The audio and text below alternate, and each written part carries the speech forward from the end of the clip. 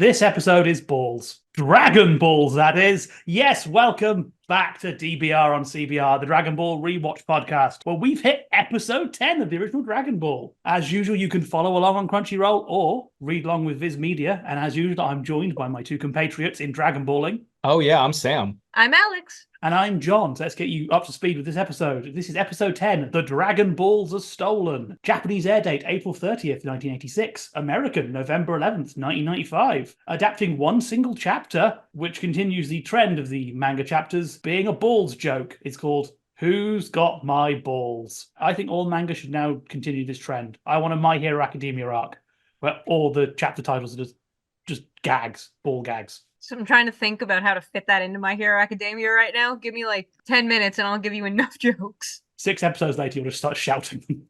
Yeah, the plot of this is pretty simple. We're going through the Mushroom Desert, and Pilaf, a new character who we have not met before, decides to make his move to steal all of the Dragon Balls. So what do you think about this episode? It's interesting. Yeah, let's talk about that, about old Pilaf, right? Because if you were just reading the manga, yeah, you don't see Pilaf until this chapter, which, if you're reading it, is like chapter 18. Yeah, it's really deep to introduce an antagonist. I'm actually really glad that the anime introduced him earlier and gave us those little crumbs. His premiere. I also really want to point out, like, this episode, it feels like the animation is so much like cleaner and like smoother than it has been. Like, it's always been good, but this feels like it's a much like higher quality. And I don't know if this got remastered or something, but it looks phenomenal. It has, I think, my favorite action set piece so far of the series, of these first 10 episodes. Which is the pillars, I'm presuming? Oh, yeah. The pillars. Those pillars are great. That's very fluidly done, Oh, yeah, some really nice Yamcha animation in that as well. Even that little shot of Shu running up the stairs when they're like showing his feet, like that looks really good. It looks so crispy. It's like that nice gold outline with all that dark, and it doesn't, like, sometimes in anime when things get too dark, you can't see a lot of what's going on. And I think that this episode does a very good job of conveying how dark it is without making it so that you as an audience member can't see it. Yeah, there's some really nice shots in this. They do like a lot of cutaway bits here as well. I quite like when Bulma realizes Dragon Ball's gone. She goes full Shinji for a moment, which is great. It's like they've really made her very expressive in this episode, which I guess is a good thing because she's carrying a good chunk of this episode's story between her initial, oh no, the Dragon Balls are gone, to her flirting with Yamcha to look at her dragon radar. See, for me, Bulma gets a lot to do. Yamcha gets a lot to do. Yamcha remains kind of a comedic foil. Bulma right there telling him to close his eyes and stuff. He's driving when she says that. Can you just take a minute to acknowledge that when she's like, oh, close your eyes, he's actively driving the car. I think we've established that Bulma is just unsafe with motor vehicles. She nearly hit Goku. She nearly caused Oolong to crash. Now she needs to jump ahead and watch the driving school episode to learn some safety. You know how in JoJo's Bizarre Adventure, you can't put Joseph Joestar in a plane or it's going to explode? Both this episode's weird mix of technology and the Pilaf machine, the little thing Shu's riding, because it reminds me of Metal Slug, which is the best arcade game ever. But I love how they have that, yet they still have to use a plane that has contacts for the propellers. Which it's so weird. Plus, I also love the fact Mai's computer is very clearly based on a Commodore 64 and makes the 80s computer sound of blip, blip, blip, blip, which is just, it's delightful. It's like this weird mix of technology, but it really works somehow. Well, it's everything Toriyama wants to draw. He wants to draw robots with weirdly expressive, like, Mickey Mouse hands. He wants to draw, like, Tetris columns and big screens and everything, and propeller planes like Porco Rosso and everything. Yeah, it's whatever he loves. I think the cool thing about Toriyama's machinery is that, like, if you look at other very technical anime, things like Gundam, or things like Gundam, or like a lot of other space anime, there's a lot of focus on a lot of detail and a lot of sharp edges and things looking like cool, and especially in this time period, the 80s to the 90s, where it's like cool and 90s and they have X's in places where they don't belong.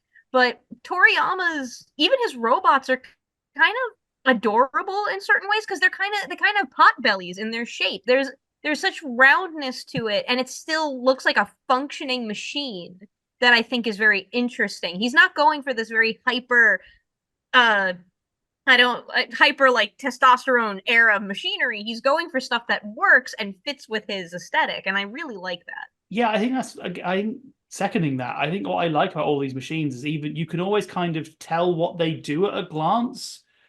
Like even if they wouldn't make any physical sense. You can look at that suit and go, oh, it's a mech suit. Oh, it's a mech suit. It's got a gun. It's got a jet on it, so it can fly. Cool. This is a prop plane. It can do prop plane things. The little flying car, the hover car. I think it's really nice, and it gives everything this kind of weight that I think lacks from a lot of other, especially like mid 2000s. You get into those kind of mecha shows where everything is just nonsense clipped together and works by the power of dreams. You ever watch G Gundam? Yes, You ever I see a have. Gundam that turns into a windmill? Yes, it haunts my nightmares. G Gundam is my favorite of the Gundams. If we're gonna go on Oh that. no, it's amazing. I love G Gundam, but we need to acknowledge that G Gundam is ridiculous. I think that's why it's my favorite. Fair. But this isn't the G Gundam rewatch. This is the Dragon No, Ball. no. We'll do. Yeah, this But isn't. it does. It is a really good example of how this does. Immediately, everything feels like it could be used, which is really nice. I think makes everything feel a bit more weighty and fun. Yeah. We've kind of referenced the column thing, which is not really in the manga. They just kind of are trapped in a big stone room when they enter Pilaf's castle. I love that it's both action-packed, but they find ways to slip in humor. Like Goku goes to save Yamcha after Yamcha's already dodged it, so he severs the column, which then falls on Yamcha just before he gets hit by a column himself. Like that's funny, Yeah, right? the timing is great. That whole sequence is like you could totally put that into like some Abbott and Costello film, and it would work just as well. It's just such a perfect series of slapstick beats executed so tightly. It's brilliant.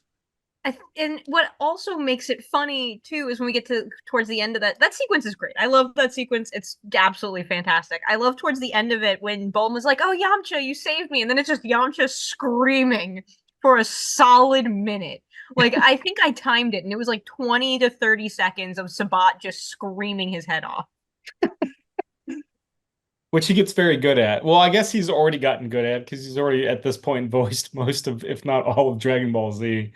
But yeah, we've talked about this on this show before. His performance as Yamcha is vastly underrated. Everyone rightfully loves his roles as Piccolo and Vegeta, but what he does with Yamcha, especially in OG Dragon Ball. Yamcha and Bulma are super cute. Like, can we just take a minute? Like, I know that this all goes south, but like when they are in the beginning and they are like, still kind of flirty teenagers. There is something very cute about how forward Bulma is and how like cripplingly shy Yamcha is.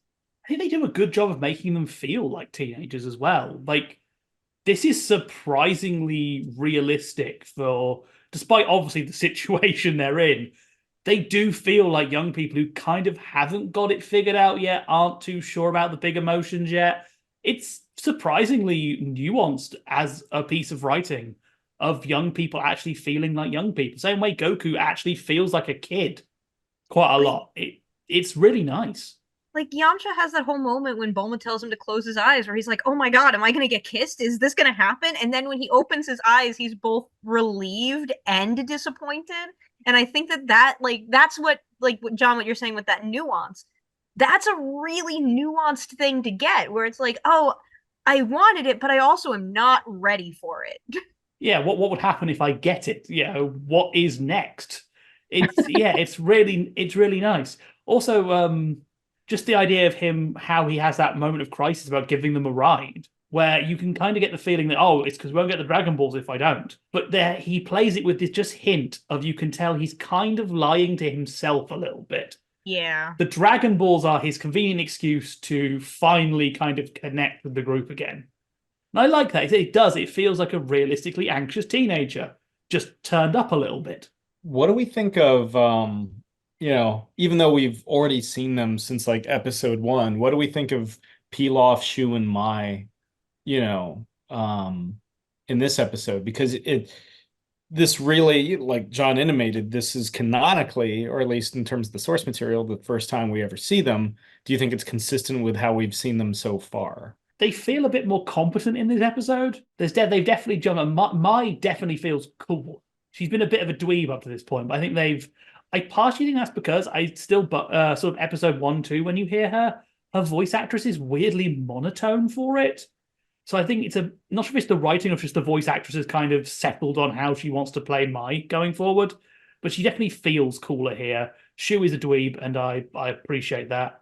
I think the thing I really liked about Mai was that she knew how to distract Pilaf from killing her. We've talked about this a little bit with Pilaf being kind of childlike, and she literally redirected his energy. It's what you do with young children when you need them to get away from a behavior that you don't like. You don't scold them, you redirect their energy to a positive behavior, which is essentially what she ended up doing. And I really like that little moment because it establishes that there is a fear of Pilaf because you don't know what he can do, but you also are aware that there are things that you can do to save your own skin. And I just love Shu over the radio talking to Mai. I think that voice actor is just having such a good time with Shu at that point. I think a nice thing about the Mai redirect thing is we know it doesn't happen because obviously we're from the far future, but it does set up this option for a plot where Mai takes over the operation. It does show you, like, in the same way you have Bulma and Oolong jockeying for position and Yamcha's trying to use Goku. You have this option that, oh, maybe at some point Mai will take over from Pilaf.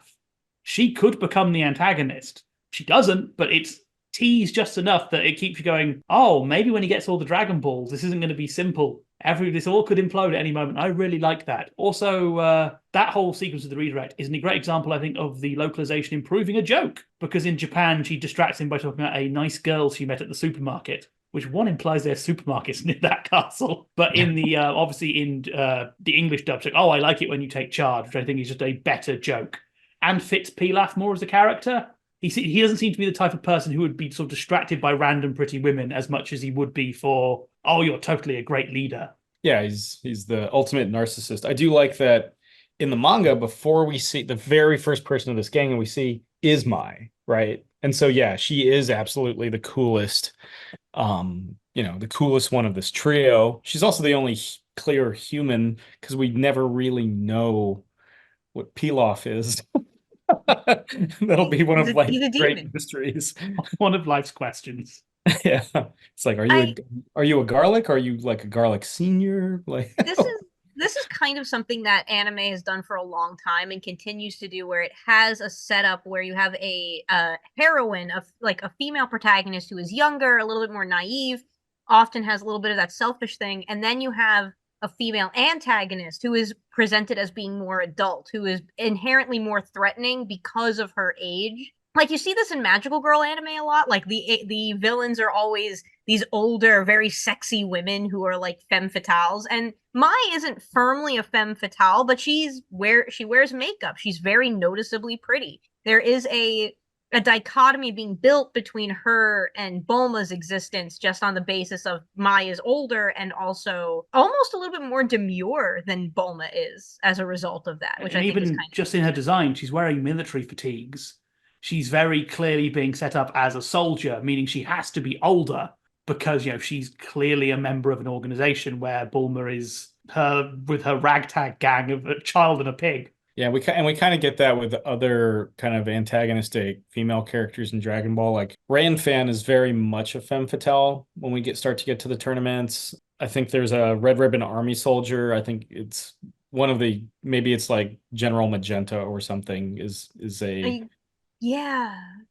Don't she and General there's another general who, like, it's implied that they get together, and in the Dragon Ball Superhero movie, like, well, in Superhero movie, isn't it that it's Zero and the lady from Fighter Z, right? No, like, that's Jiro but if you look on the guy who's voiced by Mario, Charles Martinet, yeah. Yeah, he, on his desk, it's a picture of his parents, and it's General Red and the woman. Oh. So it's implied that they are his parents. I guess there's no other female characters in the Red Ribbon Army. So Commander Red's just like, they have a quota. They have a quota, and it's very strict. Yeah, man. But enough about the Red Ribbon Army. We're not there yet. We'll get to that strand of awkward in 400 episodes. Yeah. But yeah, no, this is a more competent, and it kind of calls back to the first time we see one of the first times we see Pilaf, where he like brings in, he hangs up like Shu and like brings out like the buzzsaw blades and stuff, and it's like, oh, this dude, or it's the chainsaw, it's the Scarface thing, and it's like, oh, this dude is ready to party, like this dude is hardcore, and it's kind of more of that rather than the Pilaf that drowned like 5 episodes ago. I do like the fact that there's Pilaf 2, now better. I do like the fact that they have kept the thing up of all of his traps being pointless and really silly. It does play into that sort of childish sociopath thing, but I think it also avoids the common problem whenever you have trapped dungeons in anything, is why don't you just have both walls go splat together and be done with it?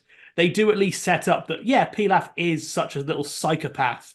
He would invoke this weird plinth system to mess with people before he kills them. Same reason he hasn't shot Mai. He brings alligators from the ceiling. I love the ceiling alligators. The ceiling alligators are like, I love how they come down in silhouette and then you see them behind Pilaf. Like there's something very, because if you look at them in silhouette, they're shaped kind of like people from behind. Yeah. So you think it's going to be darker than it is. Also, they're acting humanoid. Like I was half waiting for them to sort of come out and start karate kicking her. Yeah, like kind of like Leatherhead and Teenage Mutant Ninja Turtles, the alligator. Exactly. Fins of Fury. Oh, yeah. Do you like the whole thing of Pilaf not being able to count Dragon Balls? I mean, when he's more of a gag character, it it's a funny joke, but other than that, I mean, this guy's been hounding for Dragon Balls for God knows how long.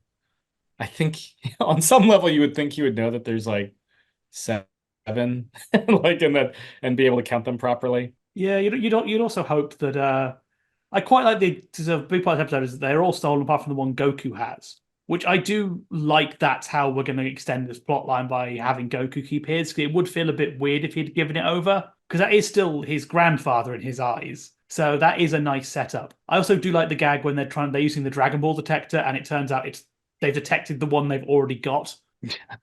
Yeah. That setup with Shu doing the paces while Mai is reading it out loud, that's another really great set of comedic beats, because Shu is like very, very focused in what he's doing. And it goes on just long enough. It's one of those jokes where you go, oh, they've obviously detected their one, but she keeps going and you go, oh, maybe they haven't. Oh, no, they have. It's like goes all the way around. It's so lovely bit of timing. I do feel like this is the first episode in a while that really only adapts 1 chapter of the manga as opposed to 2 or 3, but it doesn't feel like they stretch it out. It feels earned here. Yeah, they're exploring that awesome castle, and like manga, like you can do that stuff with the pillars in a still format, but it's not going to read as well without the motion behind it. And I think that was a really good choice by the anime staff to like really spread out that like pillar sequence. And again, Yamcha with the Wolfbang fist on the pillar. I think that scene also does a really good job of, we sort of talked about this last episode about how it feels like we're sort of reintroducing things a little bit. That sequence is a really good marker point to sort of show off. Everyone gets a little bit of spotlight time to show off personality. Yamcha shows off his fist. Goku shows off that he's strong, but kind of a bit dumb. Bulma is the heroine. It's a really nice way to be like, okay, we're going into this fight sequence and we're just going to remind you what everyone's powers are and how they act in a way that feels really natural. Also, the dialogue helps extend this episode out quite a lot. Obviously, in a manga, it's on a page you can read through a load in a couple of seconds, but delivered, it extends. And it doesn't feel bad at all. It feels very nice. The pacing is so fast, but if I wasn't sitting here tracking off manga chapters and looking up air dates, I probably wouldn't have noticed. Yeah, I agree. I think the only other thing that we've covered so far, and the comments can roast me if I'm wrong, I think the series premiere is the only other episode we've done that's 1 chapter. I think you're right. Subsequent episodes taken at least a little bit from like the next chapter or whatever to kind of tack it on and be like, okay, here we are, like, be it like Goku fighting wolves and then putting that little bit on the end and stuff like that. Starting with episode 10, I feel like Dragon Ball is kind of settling more and more into the Dragon Ball that we know. Especially coming off episode 9, as you probably heard last week. Yeah, this is a little more focused, even though again it's one, and yeah, in what it adapts, and yeah, everybody gets their chance to shine. Everybody gets their time to shine. I love it. It's so nice to see everybody get. I think that just to go back to that pillar sequence, I think the fun thing about it is that it's implied that nobody can really see anything of what's going on.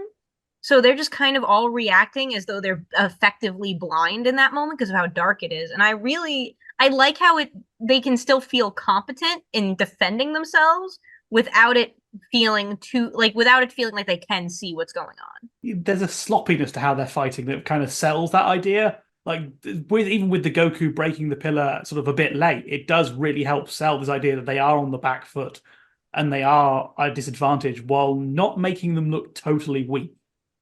Yeah, they're clearly breaking like stone pillars, but there is an air of desperation and an air of danger that we've never got from them facing Pilaf before. And frankly, I don't think we'll ever get from them facing Pilaf since.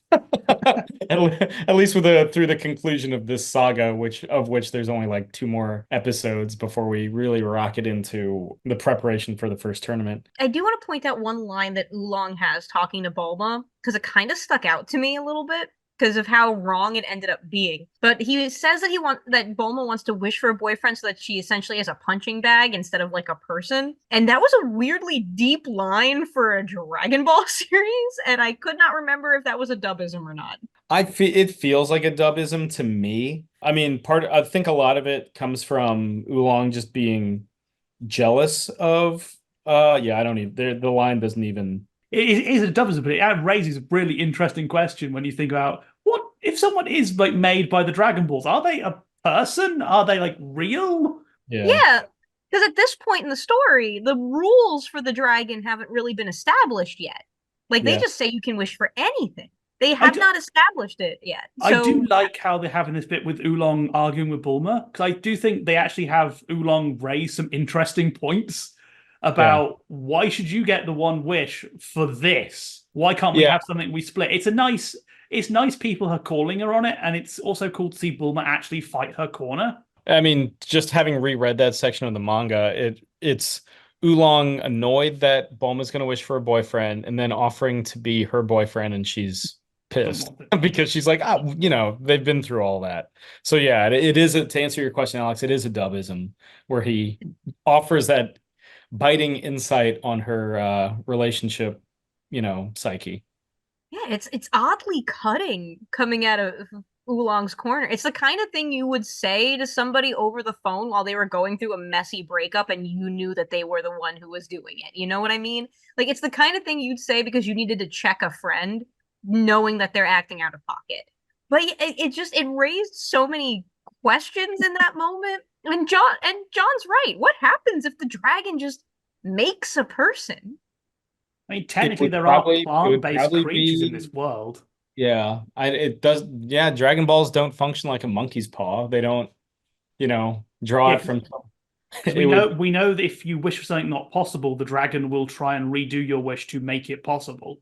Because Shenron does that later on. So presumably Shenron would, I don't know, dare himself. Would Shenron just pick up Yamcha and then just drop Yamcha in front of Bulma? Have you considered the main character? Talking of weirdnesses, I want to bring up one of my favorite little bits of weirdness in this episode is that Pilaf has a globe and he dances with it, but it's a globe of our Earth, not the Dragon World, which obviously is because they hadn't done the Dragon World yet. But it's one of those lovely things you only get with long-running series like this, where you have these totally throwaway jokes that raise so many questions in retrospect. Like, is that just a fake globe in his world now? Did the world change? Did Pilaf just buy a dodgy globe? I mean, maybe in the Dragon Ball world, we're the fictional ones. I am just Yamcha's dying dreams. Yeah. Which time that Yamcha dies. That's my new religion, by the way. You can sign up. Yeah. The Church of Yamcha. Yeah. We are the prophets of the Church of Yamcha. We are here to spread the good word. He does come back. He does come back from the dead. Multiple times. Oh no, we're building a philosophy that's far too consistent. I'm worried. Yeah. Oh, talking of philosophies, we did confirm something in this episode that Yamcha drives the car. Yes. Meaning that his legs do fit in the pedals area, meaning that, as Alyx asked several episodes ago, Poir is extending their legs to reach the pedals whenever in that car. So whenever you see Poir driving, they do now have a pair of human legs, presumably. It's horrible. Or maybe Poir just like Mr. Fantastic's his legs to like stretch out and That's almost worse.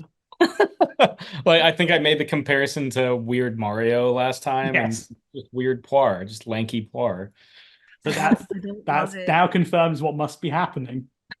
I feel like this is another part of our new philosophy. This is the sleep paralysis demon that will haunt our dreams. What else? There a lot of stuff happened in this episode, and now I'm too busy thinking about Lanky Poir. Well, I've sort of as we sort of end moving to the end game. I'd like to ask a question. We are 10 episodes in. This is sort of the point where a modern anime would be taking a season break. If it's Attack on Titan, it'll be taking a 7-year break.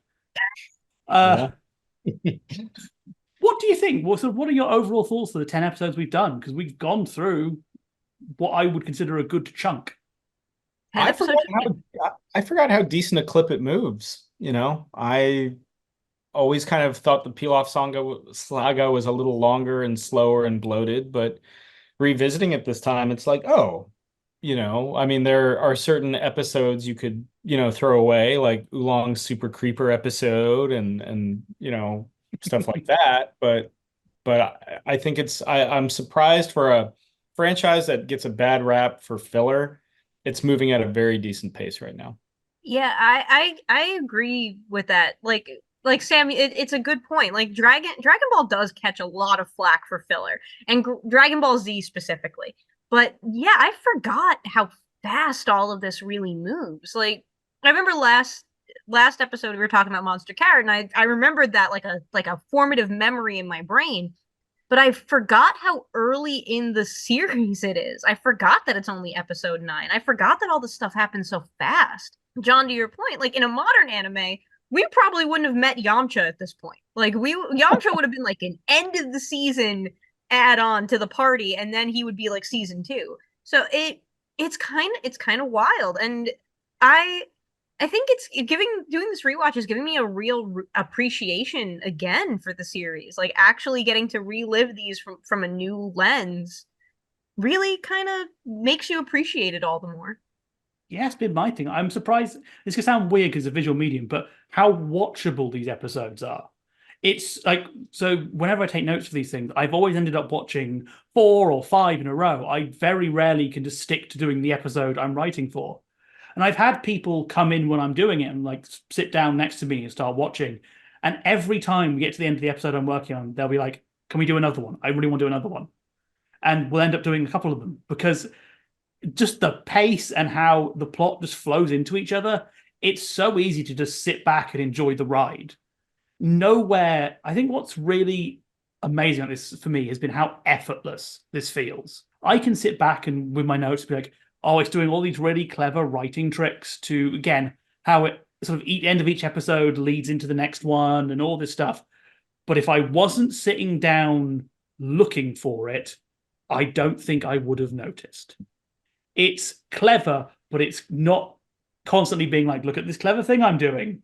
It's just doing them. And it's so, again, we talk about modern anime. We wouldn't even be at Yamcha at this point. We'd be at Dragon Ball 2. Yeah. It's so nice to be at a point where like, oh yeah, we're 10 episodes in.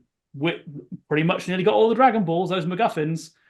Again, as we've talked about, whenever you get an unknown number of MacGuffins at the start of a show, it's worrying. Yeah. Don't trust it. Yep, here's like Dragon Ball. Like, there's 7 of the things. Here's 6 of them now. Yeah. We are basically at the climax of the Pilaf Saga, and we're ready. I mean, we're gonna get some big reveals like very soon, like next week soon, like earth-shattering reveals, really. It's gonna be awesome. Oh yeah. But to see that, you have to wait till next week, unfortunately. But don't worry, if you want to watch along and catch up to where we are now, you can watch all of Dragon Ball on Crunchyroll or read along with the Viz Media print of the manga. We are at volume 2 now, correct?